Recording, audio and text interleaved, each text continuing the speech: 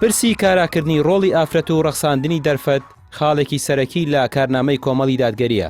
ئەم خاڵە جەخت لەسەرەوە دەکاتەوە کە دەبێت ئافرەت بە شێوەیەکی کارا و بەرچاو بەشدار بێت لە بڕیارەکانی کۆمەلگا و نوێنەراتیکردنی خەڵکدا. دیارە ڕۆڵی و کاریگەری ئافرەت لەناو کۆمەڵی دادگەریە بەڕاستی ڕۆڵێکی زۆر گرنگ و بەرچاوی پێدراوە. ئەبینین لە تەواوی چنگەکانی حیزبدا و لە ئۆرگانەکاندا ئافرەتان ڕۆڵێکی بەرچاویان هەیە، هەم لە ڕووی سیاسیەوە، هەم لە ڕووی ئیداری و لە ڕووی پەروەردەکردن و لە ڕووی پەروەردەکاریەوە ڕۆڵێکی بەرچاویان پێدراوە و لە بڕیارەکانی حیزبیشدا ئافرەت هەر ڕۆڵێکی کاریگەری هەیە. ئەم ڕۆڵە ئەگەڕێتەوە بۆ سەردەمی پێغەمبەری خوا صلی الله علیه و سلم کە ئەبینین دایکمان خاتو خەدیجە کە ڕۆڵێکی گەورە و سیاسی و ئیداری و ڕێخستنی پێدراوە کە خزمەتی پێغەمبەری خوای کردو صلی الله علیه و سلم، یاخود ئەسمای کچی ئەبوبەکر چی ڕۆڵێکی سیاسی و کاریگەری بینی کە هاوکار و دەستباری پێغەمبەری خوا و ئەبوبەکری سەدیق بوو. ئافرەتان ستایشی کارنامەی کۆمەڵ دەکەن کە بە شێوەیەکی ڕاستەقینە کار بۆ بەهێزکردنی پێگەی ئافرەت دەکات، نەک تەنیا وەک ڕێژەی یاسایی کۆتا.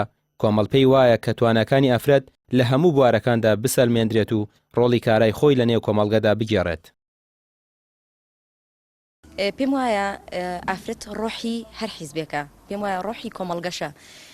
لە ڕابردووە ئافرەتانی ئێمە توانیوانە ئەمە بسەلمێنن، بۆیە کۆمەڵیش بە ئەرکێکی گەوری خۆی زانیوەکە ئافرەتان نەک لە بابەتی پەروەردەی یا بەڵکو لە بابەتی فکری، لە بابەتی ڕامیاری، لە بابەتی سیاسی، لە بابەتی سەرکردایەتی لەم هەموو ڕۆڵانە ڕۆڵی گەورە بە ئافرەتان بدات، بۆیە کۆمەڵیش توانیوێتی ئەم ڕۆڵە گرنگە بە ئافرەت بدات و بیکاتە خاڵێک بۆەوەی کە هانیان بدات زیاتر و زیاتر ئەرک و ڕۆڵی خۆیان ببینن.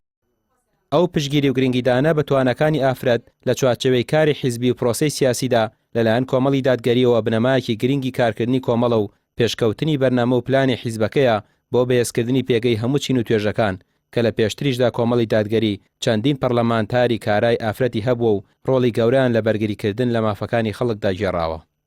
ڕامیار عوسمان، کەناڵی پێام، سلێمانی.